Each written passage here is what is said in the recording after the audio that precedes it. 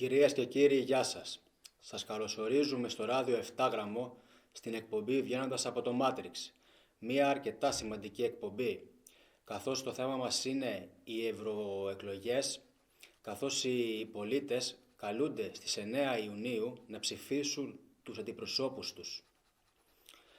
Σημερινός καλεσμένος μας είναι ο κύριος Γιαννακάκης Ευάγγελος, υποψήφιος ευρωβουλευτής με τον πολιτικό φορέα Ελλήνων Συνέλευσης. Κύριε Γιαννακάκη, καλησπέρα σας. Καλησπέρα σε εσάς, καλησπέρα και σε όλους τους τηλεθεατές που παρακολουθούν την εκπομπή σας. Είμαι στη διάθεσή σας.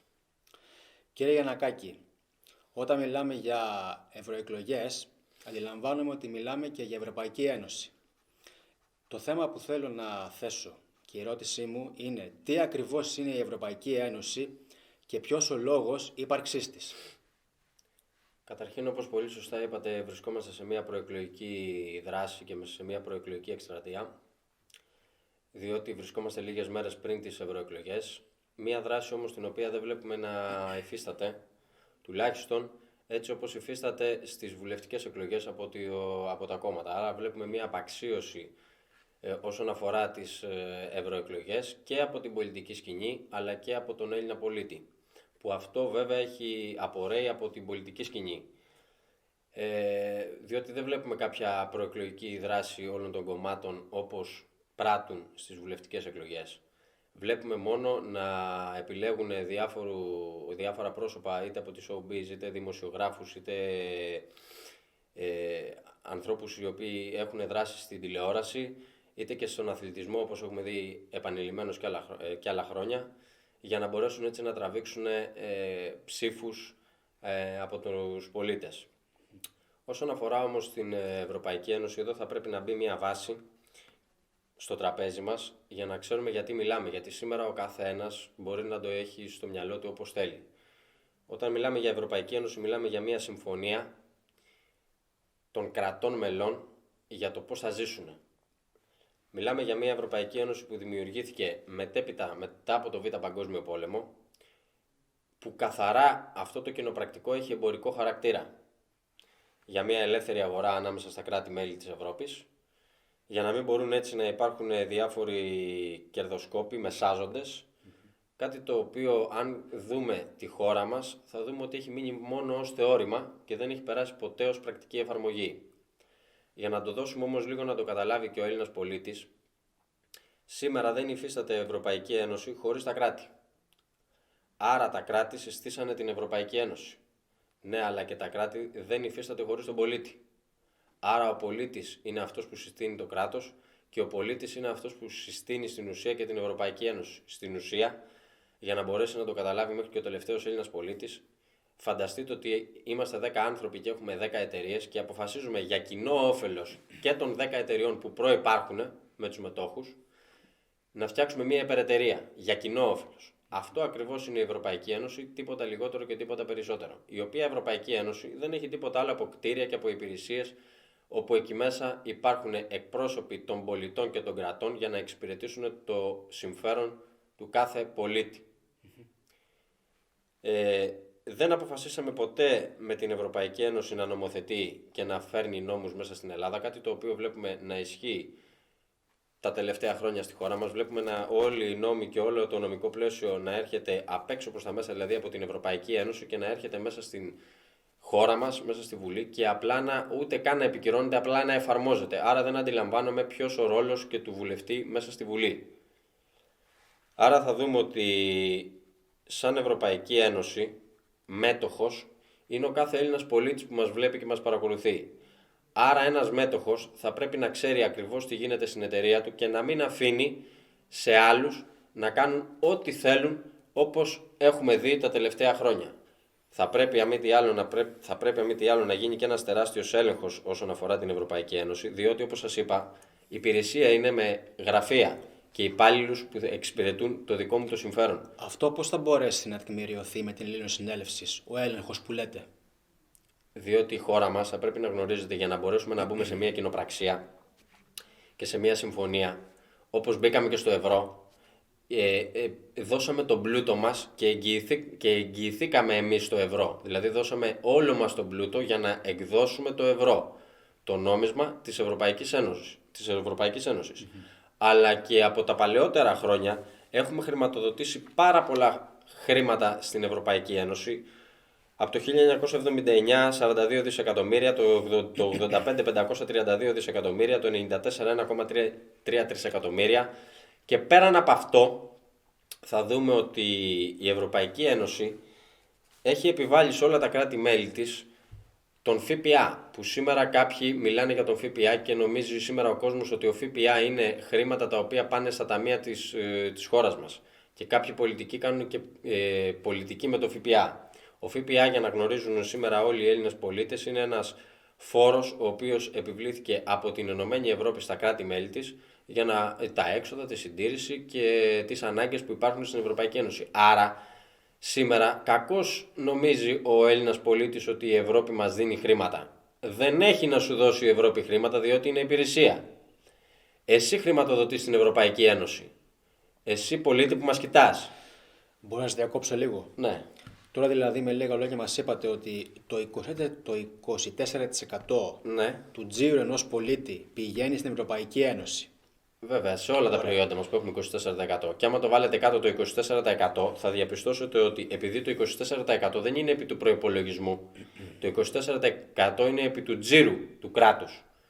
Που ο τζίρος του κράτους και ο ισολογισμός του κράτους, ο απολογισμός, είναι πάνω από 1,5 τρισεκατομμύριο μέσα στη χώρα μας. Άρα το 24% είναι πάνω σε αυτά. Άρα κάθε 4 χρόνια περίπου δίνουμε τον εθνικό μας ΑΕΠ στα γραφεία της ΕΕ. Γιατί γραφεία έχει, δεν έχει κάτι άλλο. Μιλάμε δηλαδή για τεράστια και υπέρογκα ποσά. Βέβαια. Η ανταπόδοση προς τους πολίτες από την Ευρωπαϊκή Ένωση ποια είναι? Η ανταπόδοση μπορεί να τη δει ο Έλληνας πολίτης καθημερινά στην καθημερινότητά του. Ποια είναι, τουλάχιστον για τη χώρα μας. Διότι μιλάμε για μια χώρα η οποία δεν έχει και τίποτα. Καταρχήν, όπως σας είπα, η κοινοπραξία της ΕΕ, μιλάμε για έναν εμπορικό χάρτη καθαρά για τα προϊόντα. Άρα, αυτό συνυπογράφτηκε για να μπορούν έτσι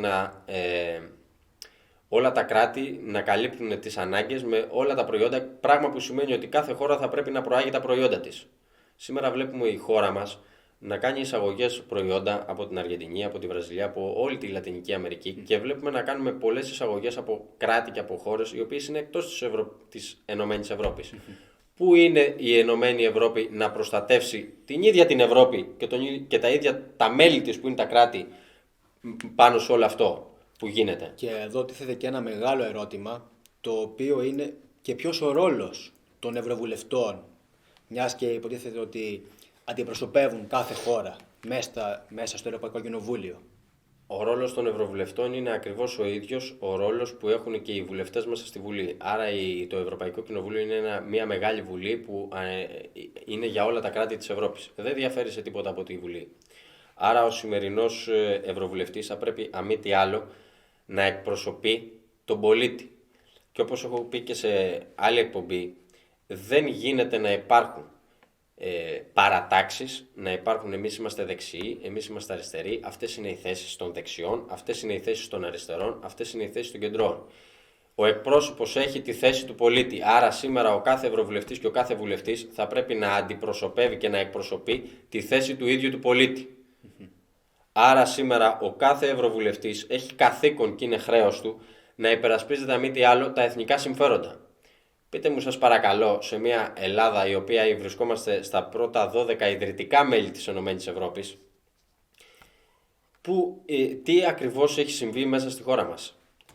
Όλα τα λιμάνια δεν τα διαχειριζόμαστε εμείς. Έχουν μπει κάποιες ξένες εταιρείες και τα διαχειρίζονται ξένες εταιρείες. Όλα τα αεροδρόμια δεν τα διαχειριζόμαστε εμείς. Τα τρένα δεν τα διαχειριζόμαστε εμείς, που δεν έχουμε και τρένα μέσα στην Ελλάδα. Ένα τρένο από τη Θεσσαλονίκη μέχρι το Κιάτο. Εδώ στην Πελοπόννησο δηλαδή δεν υπάρχει άλλο τρένο. Σήμερα έχουμε μια χώρα η οποία έχει γραμμές, έχει δίκτυο και δεν έχουμε βαγόνια, δεν έχουμε τρένα. Για ποιο λόγο? Ενώ είχες. Άρα βλέπουμε ότι από τη στιγμή που μπήκε στην Ενωμένη Ευρώπη, ως ισότιμο μέλος που είμαστε, γιατί ήμασταν ισότιμο μέλος όταν πληρώσαμε και βάλαμε τον πλούτο μας για να εγγυηθούμε και το ευρώ, αλλά για να μπορέσουμε να συνυπάρξουμε σε μια κοινοπραξία, εκεί είδαμε να είμαστε ισότιμοι με όλα τα υπόλοιπα κράτη. Σε όλα τα υπόλοιπα, τι έχει η χώρα μας? Σήμερα η χώρα μας, πού είναι οι μαρίνες, που έχουμε μια χώρα που βρέχεται παντού από θάλασσα? Πού είναι όλη αυτή η ανάπτυξη που θα έπρεπε να έχει έρθει μέσα σε ένα τέτοιο κράτος και μέσα σε ένα τέτοιο σταυροδρόμι που βρίσκεται η χώρα μας σε ολόκληρο τον πλανήτη. Κομβικό σημείο. Άρα σήμερα πού είναι η Ευρωπαϊκή Ένωση για να μπορέσει να ασφαλίσει τον Έλληνα πολίτη και τον κάθε πολίτη? Παραέρχεται η Ευρωπαϊκή Ένωση να με βάλει στα μνημόνια, για ποιο λόγο? Δεν πλήρωνε όλα αυτά τα χρόνια. Και σήμερα βλέπουμε ότι όλες οι χώρες είναι σε μνημόνιο. Μα όλες οι χώρες είναι σε μνημόνιο? Καμία. Δηλαδή βλέπουμε ότι όλες οι χώρες στον ευρωπαϊκό χάρτη αλλά και στον παγκόσμιο χάρτη να χρωστάνε. Υπάρχει νοήμων άνθρωπος εκεί πέρα έξω να νομίζει ότι υπάρχει κάποιος ή κάποια εταιρεία ή οποιοδήποτε ο οποίος έχει περισσότερη δύναμη από τα κράτη? Και σήμερα όλα αυτά τα κράτη που χρωστάνε? Ποιος δάνει σε όλα αυτά τα κράτη? Και πού χρωστάνε? Και πώς έρχεται σήμερα η Ευρωπαϊκή Ένωση να μου επιβάλλει ένα μνημόνιο και να μην υπάρχει καμία αντίδραση από την Ελληνική Βουλή και από το ελληνικό το κράτος? Όταν στις μέρες μας είδαμε να βγαίνει η Ευρωπαϊκή Εισαγγελέας όσον αφορά την τραγωδία των Τεμπών και να αποδίδει ευθύνες σε 26 άτομα, όπου από τα 26 άτομα τα 2 είναι κυβερνητικά πρόσωπα, και να το χαρακτηρίζει ως δολοφονία. Εκεί είδαμε βέβαια μία αντίδραση της κυβέρνησης και απάντησε στο Ευρωπαϊκό Δικαστήριο και στην Ευρωπαϊκή Εισαγγελέα ότι αυτό είναι ένα θέμα που θα λυθεί μέσα στη χώρα μας, διότι εμείς είμαστε εκλεγμένοι και δεν θα μας πείτε εσείς τι να κάνουμε. Και γιατί δεν το είπε στα μνημόνια? Παραυπογράψαμε τα μνημόνια και ξέρουμε ότι υπογράψανε τα μνημόνια όταν υπάρχει στο τραπέζι μια πολύ συγκεκριμένη πρόταση για χρηματοδότηση ύψους 600 δισεκατομμυρίων. Το οποίο δεν το λέμε εμείς, το οποίο το λένε οι δικαστικές αποφάσεις, το οποίο το λένε οι κρατικοί προϋπολογισμοί που επανειλημμένως έχουμε δείξει. Εκεί και δεν πάτησε πόδι η ελληνική κυβέρνηση. Παραπάτησε πόδι τώρα σε κάτι τέτοιο? Και σε όλα αυτά που έχουν συμβεί μέσα στη χώρα μας, ποιος έχει κόστος? Και πού είναι η Ευρωπαϊκή Ένωση να ασφαλίσει τον πολίτη και να αποδώσει το δίκαιο? Ποιος δηλαδή ευθύνεται για το μάτι? Ποιος ευθύνεται για τη μάνδρα? Ποιος ευθύνεται για όλες αυτές τις τεράστιες πυρκαγιές που έχουν υποστεί και έχουν συμβεί μέσα στην ίδια μας τη χώρα? Κόστος τελικά ποιος έχει? Για τα τέμπη κόστος ποιος έχει? Για όλο αυτό που έχει γίνει ποιος έχει κόστος? Τελικά μιλάμε για ανάπτυξη και μιλάμε για επενδυτές που έρχονται μέσα στη χώρα μας. Ποιοι είναι οι επενδυτές? Τι επενδύσεις έχουν γίνει? Τι ακριβώς γίνεται δηλαδή μέσα στη χώρα μας? Και θέλετε να μου πείτε, ακόμα και στο εμπορικό χάρτη, αν θυμηθούμε, πριν χρόνια η Ευρωπαϊκή Ένωση χρηματοδοτούσε το κράτος μας και στην ουσία τους παραγωγούς μας να παίρνουν τα προϊόντα τους και να τα θάβουν. Το θυμόστε? Ναι. Στις χωματερές. Ναι, και με τα πορτοκάλια και με τα μανταρίνια. Και με όλα τα προϊόντα. Με όλα τα προϊόντα, ναι. Συγγνώμη, υπάρχει... Ποιο το όφελος δηλαδή? Πού ωφελήθηκε η Ευρωπαϊκή Ένωση με αυτό? Πού ωφελήθηκε η Ευρωπαϊκή Ένωση, πού ωφελήθηκε το ελληνικό κράτος και πού ωφελήθηκε και ο παραγωγός, ο οποίος παλεύει μία ολόκληρη χρονιά για να προάγει το προϊόν του? Το αποδέχτηκε όμως εφόσον τα πέταξε. Το αποδέχτηκε γιατί χρηματοδοτήθηκε. Γι' αυτό. Άρα λοιπόν αυτό κάπου αποσκοπούσε. Άρα όλο αυτό συνέβη για να σου υποβαθμίσουν τα προϊόντα σου. Γιατί βλέπουμε και σήμερα να έρχεται η Γερμανία, θα δώσω ένα παράδειγμα, να ψωνίζει λάδι, χύμα και χοντρική από την Ελλάδα, να το παίρνει στη χώρα της, διάφορες εταιρείες, να το συσκευάζει και να το πουλάει ως γερμανικό λάδι σε μισό λίτρα και λίτρα. Αυτό δεν μπορούσε δηλαδή να το κάνει η Ελλάδα? Δεν έχουμε δηλαδή εμείς τα άτομα, τα ικανά για να μπορέσουμε να προάγουμε τα δικά μας τα προϊόντα, τα οποία είναι και τα καλύτερα? Φυσικά. Δεν μπορεί σήμερα ο Έλληνας πολίτης να κάνει τι? Θα δούμε ότι από το παρελθόν ότι σαν χώρα έχεις δημιουργήσει και έχεις φτιάξει τα πάντα. Έχουμε δημιουργήσει και αυτοκίνητα, έχουμε δημιουργήσει και μηχανές, έχουμε δημιουργήσει τα πάντα που σήμερα δεν υπάρχει τίποτα και δεν παράγεται τίποτα μέσα σε αυτήν εδώ την Ελλάδα. Σε αντίθεση με τα ισότιμα μέλη μας όλης της υπόλοιπης Ευρώπης. Ή μήπως κάνω λάθος? Όχι, τα λέτε πάρα πολύ σωστά. Άρα σήμερα δηλαδή η χώρα μας ποιος ευθύνεται για αυτή την κατάδια που υπάρχει σήμερα στη χώρα μας, που φαίνεται η χώρα μας μπροστά σε όλες τις υπόλοιπες χώρες ότι είναι τριτοκοσμική? Όταν όλη η Ευρώπη και όλος ο πλανήτης πάτησε σε έναν πολιτισμό. Σε ποιανού τον πολιτισμό πάτησε? Σήμερα μιλάνε όλοι για δημοκρατία. Από πού ξεκίνησε η δημοκρατία? Που το χρωστάνε όλοι. Πού είναι η γραμματεία μου? Πού είναι όλα αυτά τα πνευματικά δικαιώματα που θα πρέπει να έχω εγώ ο Έλληνας για όλα αυτά τα τεράστια που έχω προσφέρει απλόχερα και στην Ευρώπη αλλά και σε ολόκληρο τον πλανήτη. Είτε αφορά τη δημοκρατία, είτε αφορά τον πολιτισμό, είτε αφορά τα μαθηματικά, είτε αφορά τις τέχνες, είτε αφορά τη χημεία και διάφορες επιστήμες. Όλα από εδώ ξεκίνησαν. Και σήμερα δεν υπάρχει κανένα σεβασμός. Άρα, το μήνυμα που θέλω να πω είναι ότι ο κάθε υποψήφιος ευρωβουλευτής και ο κάθε ευρωβουλευτής θα πρέπει πρώτα απ' όλα αυτός να σέβεται τον ίδιο του τον εαυτό και να σέβεται ο ίδιος αυτό που εκπροσωπεί. Άρα σήμερα δεν έχει σεβασμό από την Ευρωπαϊκή Ένωση, διότι οι εκπρόσωποι σου μέχρι σήμερα δεν έχουν σεβαστεί εσένα, τον πολίτη που τους στέλνεις εκεί πέρα. Άρα πώς θα σε σεβαστούν οι συνεταιροί σου σε μια κοινοπραξία, όταν οι ίδιοι οι εκπρόσωποι σου δεν σέβονται την ίδια τους τη χώρα. Κατανοητό.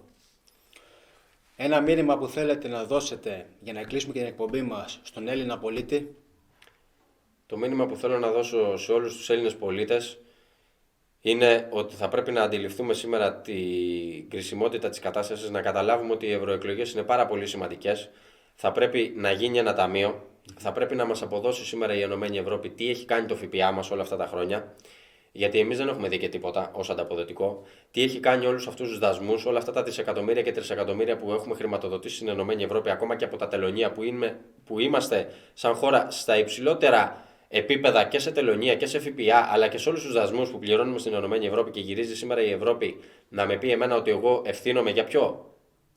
Άρα σήμερα θα πρέπει να καταλάβει ο Έλληνας πολίτης πρώτα απ' όλα ότι ο ίδιος είναι μέτοχος σε αυτή την κοινοπραξία. Άρα ο ίδιος θα πρέπει να ελέγξει τη δικιά του εταιρεία, την οποία την έχει αφήσει όλα αυτά τα χρόνια να γίνεται ό,τι θέλει από όποιον θέλει και έχει απαξιώσει τα πάντα.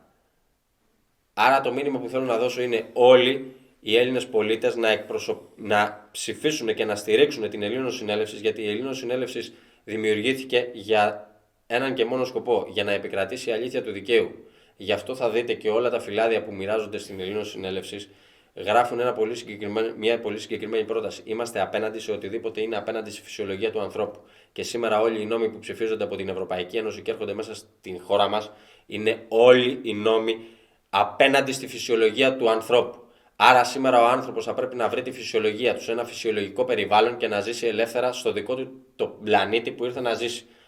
Άρα σήμερα όλοι οι Έλληνες άνθρωποι πρέπει να στηρίξουν την Ελληνοσυνέλευση, γιατί και εγώ σήμερα που μιλάω είμαι ένας πολίτης όπως είναι όλος ο κόσμος που θέλει να πάρει την κατάσταση στα χέρια του, θέλει να ελέγξει, θέλει να δει με τα ίδια του τα μάτια τι ακριβώς έχει υπογραφτεί, και από αυτά που έχουν υπογραφτεί στις κοινοπραξίες και στις συμφωνίες τηρούνται. Ποιος έλεγξε και ποιος ενημέρωσε τον Έλληνα πολίτη? Παρακάθονται και κάνουν ελεονταρισμούς, όπως κάνουν και μέσα στη Βουλή, γεμάτοι σκάνδαλα και γεμάτοι όλοι σκελετούς. Σήμερα είμαστε εμείς εδώ και είναι η Ελληνοσυνέλευση, να μην νιώθει κανένας Έλληνας μόνος του. Είμαστε εδώ συστρατευμένοι μετά από πάρα πολύ πόλεμο που έχει δεχθεί η Ελληνοσυνέλευση όλα αυτά τα χρόνια. Είμαστε όρθιοι στα πόδια μας και ζητάμε τη δικιά σου εντολή να μας στείλει στην Ενωμένη Ευρώπη να κάνουμε ένα ταμείο και να πάρουμε πίσω ό,τι είναι δικό μας και δίκαιο δικό μας. Κυρίες και κύριοι, η εκπομπή μας έφτασε στο τέλος. Κύριε Γιαννακάκη, ευχαριστούμε για την ενημέρωση που μας δώσατε. Να έχετε ένα δίκαιο αγώνα. Δύναμη φως και από μένα, αγωνιστικούς χαιρετισμούς σε όλους τους Έλληνες ανθρώπους.